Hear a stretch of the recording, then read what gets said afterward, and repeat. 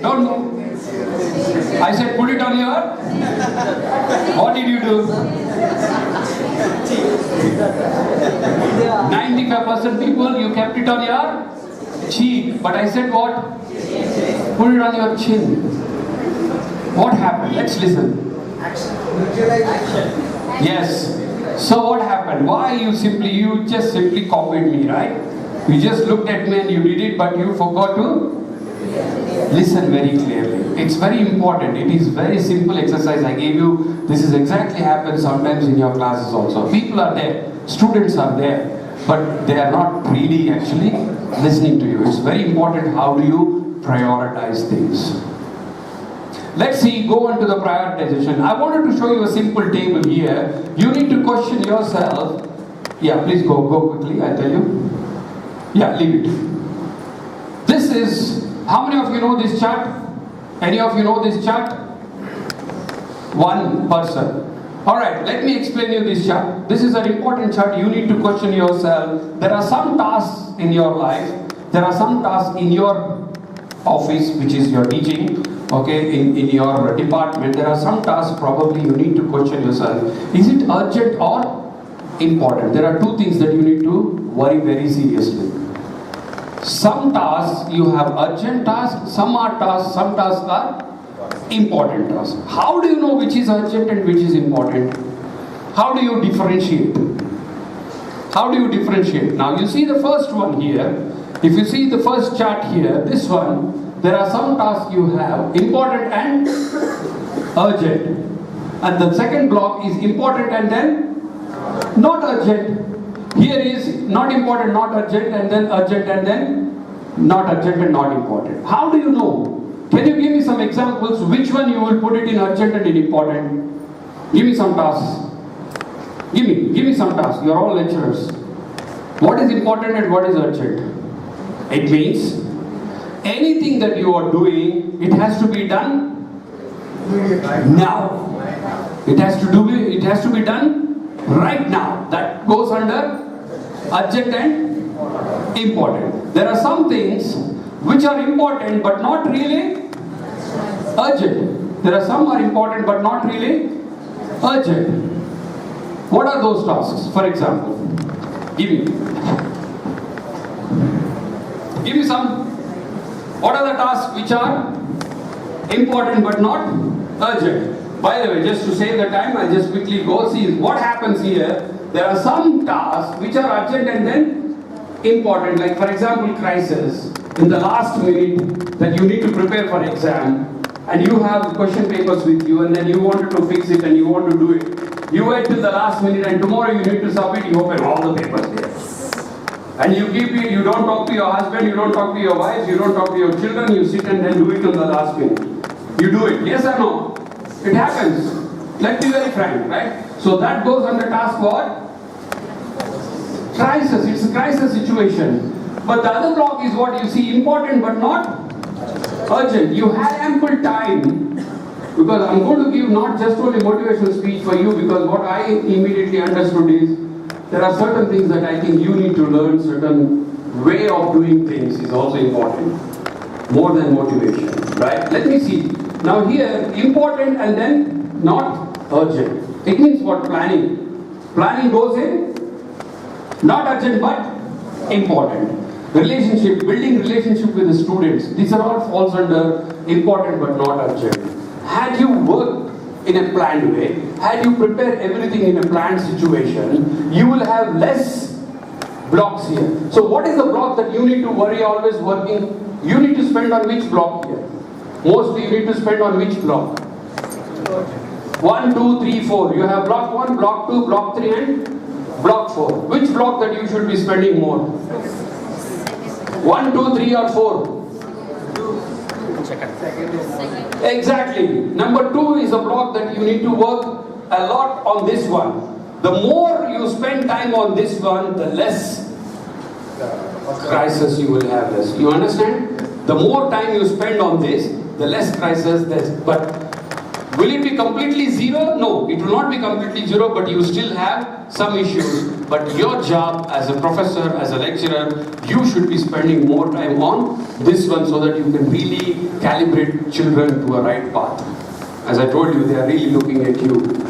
They are expecting that you will really guide them properly in the right direction. So that's very important for you. Now, I just wanted to go to this one, just to few slides. Okay. Now, you have two types of students, by the way. You have two types of students in the class. Some students, some are X, some are Y. Let me explain you what happened to the X students. X students are by bit of lazy, not really pushing themselves. They are not really that kind of a mentality to, to do it. They don't come and ask you any questions. Those are the X people. Y people are those people what?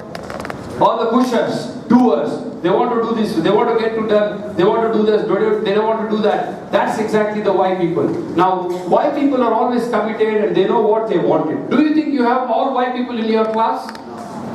Yes or no? No. Do you think all your students are X? Of course no. So when you have X people in your department, shall we ignore them? Shall we ignore? Ignore, just let them do what they want to do. That's no, obviously, your answer is correct. You cannot just ignore X people. By the way, X people are those people are fantastic people. They are the people can really get into a fantastic future tomorrow. You just have to tap it. You just have to find out how you can mold people from X to Y. Now, by the way, the people who are in Y category, who are fantastically great students, sometimes they go into X, Y. You are right, but why? Why they go into X? Why do you think they go to X? Overconfidence. Overconfidence? Okay, maybe what else? They don't have recognition. When they don't have? Fantastic, very good, excellent point. They don't have recognition, they don't have motivation, they don't have enough encouragement that they want to get into a next level of, whatever they want to get. They really simply, they are Y people, they get back into X zone because they don't have enough motivation. How many times you really spend time with, you understand the caliber of the person and then you pay the attention to that one. Most of the time, I've seen so many lecturers, I'm not questioning you, but I've seen so many lecturers, they don't take the ownership. They just don't take the ownership. They're just happy, class. The salary is given, this is what I can teach, this is what I taught. I don't care whether you will pass it or not. That's a wrong attitude. Imagine, these kids are your kids. So you need to take ownership and then see how I can take them to the destination. Let me tell you a small story. You know the birds' migration? I'm sure you all know it. Birds' migration? They move from place to place. Why do they migrate? Absolutely right, because the food, everything is over of this area, they go to the different destination. Do you really know how many kilometers they fly? 2 kilometers, 3 kilometers? Thousands! Thousands and thousands of kilometers they fly. Actual story, of course, from psychological people, this is what they taught rest of the world. You know what happens when they want to move from one destination to other destination? They normally have a group meeting. It's true. They always have a group meeting. They decide one day, guys, after 3 days, we are going to migrate from this place to other place. Okay? And we have to move almost 5,000 kilometers. We need to go from spot A to spot B. Let us get ready and assemble on this particular spot to move A to B. So that's about 5,000 kilometers. So when they want to move 5,000 kilometers, this is A, this is B. Now all the birds they gather, they decide and they tell, okay, if somebody is weak, sick, cannot fly 5,000 kilometers, they tell them in the before day, don't start. Once you start, in the middle of the ocean, you don't have trees, you don't have mountain, you don't have shelter, you don't have something, somebody will feed you or anything. That's it. So they decide to move. Maybe one or two people will opt out because they know they cannot make it. They will start. Have you ever noticed they go in a particular shape? What shape is that? V shape. Why do you think they go in V shape? Yes? Why? Why do you think, why can't they go in S shape or Y shape or Z shape? Why only V shape? Anybody? From this side, yes? One leadership, but why in V shape? Why in V shape?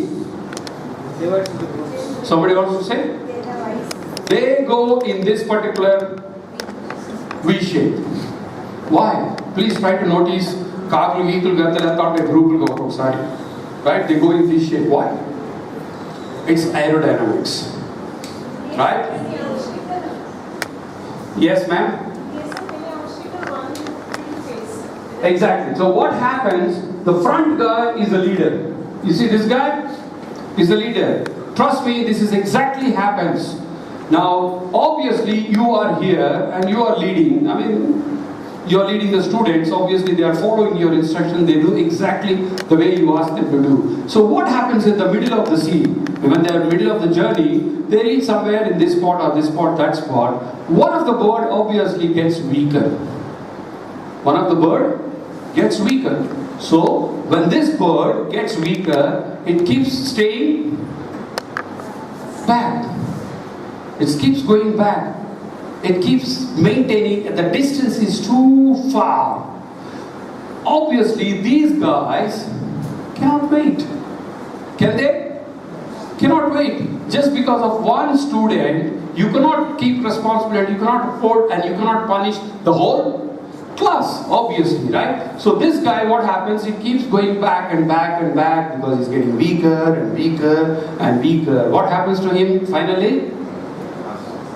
Finally, he will collapse in the sea and then dies. But ladies and gentlemen, that is not the actual story. That doesn't happen. That doesn't happen. You know what happens? When this guy is becoming weaker and he started maintaining the distance, when he started maintaining distance, this guy is there, that is you. He keeps watching every bird, keeps watching every student the way you are watching. Now immediately this guy, he comes back and stays behind. He comes back and stays behind. And he keeps talking to him. And he keeps talking to him, and then he tells him, you can do it. I don't want you to die in the middle of the sea. Come on, flap it. You can do it. Definitely you can do it. Move on, move on. Do it a little bit more hard work. Do it a little bit more hard work. It keeps pushing, it keeps pushing, it keeps pushing, it keeps pushing, until it comes and touches back to the wheel. It doesn't allow any bird to die in the middle of the sea. Once the bird is back in the wheel, the leader goes back to the position. This is a true story. Not even a single bird dies in the migration. Now your role is exactly the same thing. Now you have weaker students in your class. You cannot ignore them. If you start ignoring the students, the more you ignore the students, the more he becomes farther to the student. I am sure you have some students in your class who are like that. And now your job is to, how I can bring him back? What shall I do to bring him back into the stream? How many times do you really spend time with the student? Maybe just for 5 minutes after the class, maybe 10 minutes, maybe call him to your home if possible, go for a walk with him, just have a word with him. You don't know, that boy can become an Einstein tomorrow. Imagine, Einstein, he can become an Einstein or he become a Thomas Alva Edison of your university tomorrow. That is exactly you need to think. Don't ignore the people. So that's exactly I want to say. You might have people who are X-zone. So you need to see how I can move into Y. Alright? So I'll just go to quickly. How many of you read the book 7 Habits of Effective Leadership? One hand. How many of you read this book? 7 habits of effective leadership. Why I'm telling you this? Because there are something that you need to know, you need to develop. How well you need to develop yourself is important.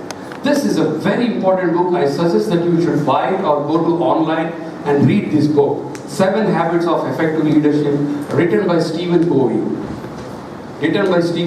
Okay? There are certain principles that you need to learn. Let's go quickly and let me explain you the proactive, the 7 principles here. Number 1 is, he said, be proactive. He said what? Be proactive. Proactive means don't wait till the student fails.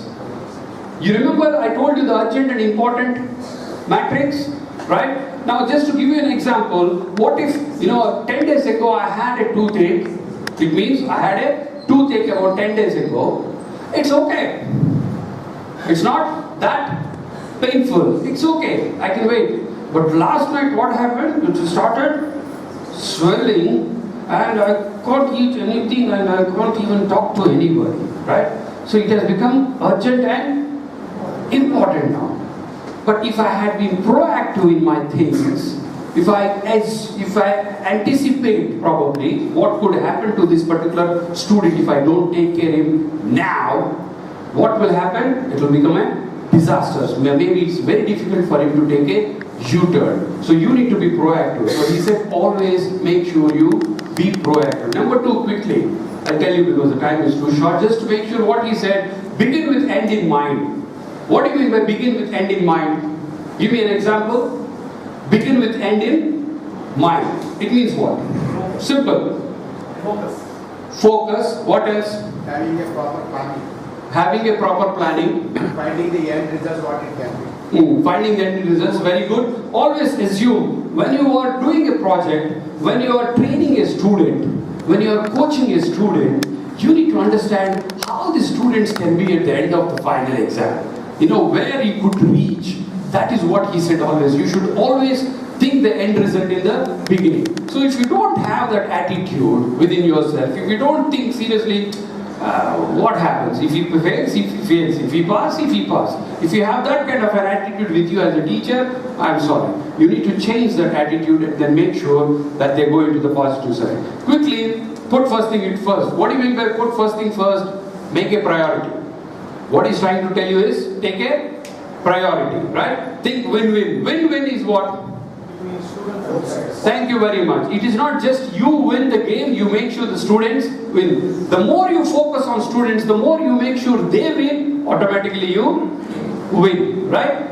First, seek first to understand, then to be understood. It's a simple English for you, just to move on. What is synergy? How do you create synergy? What do you mean by synergy? Can anybody give me the example of synergy? Anybody can give me example of synergy? Synergy. What is synergy? Exactly. 1 plus 1 is equal to 2, which is called energy. Synergy is 1 plus 1 is equal to 3, 4, 5, 10, 100, anything. So you have to see, when you are working in the class, you need to always look for synergy. How I can create? You have bright students. Make sure the bright students are part of those people who wants to bring them also. So you need to create a power of association within the department, within the section, and see how you can create the synergy in the class. Alright? Now, the last one is sharpen your saw. What do you mean by sharpen your saw? What do you mean by sharpen your saw is skills. So it's very important for you to see. Let me tell you a small story there. One person, he hired 2 people and he gave them the axe. You know the axe? To cut the wood. He gave him the axe to cut the wood. He asked him, okay, go to jungle and come back.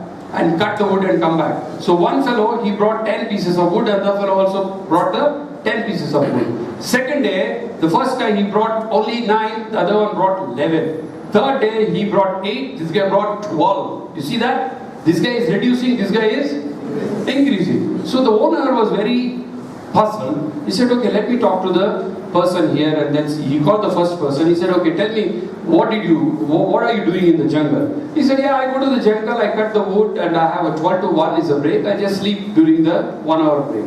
He said, okay, fine. What do you do? The second guy. He said, I also, exactly. He said, I also go to the jungle.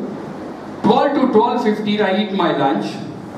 And 12:15 to 12:30, I take a small stone and I sharpen my saw. And then another half an hour I sleep. So basically what happened, he spent only how much time? 15 minutes to sharpen your saw. So now my question to you, how much time you are spending to develop yourself? Can you be very honest?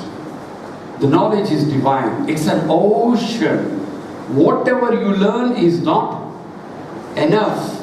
So I know most of your people, you're satisfied with what you have. You have this knowledge and this is the syllabus and this is what I'm going to teach to the students.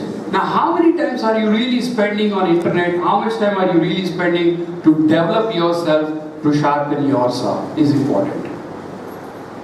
Please, ladies and gentlemen, start working on that so that you can work on the sharpening your saw. I'll just quickly go to this one. Alright, what is the difference between a coach and a mentor? What's the difference between a coach and a mentor? Can somebody explain me? Who is a coach? Who is a mentor? Mentor? Facilitator.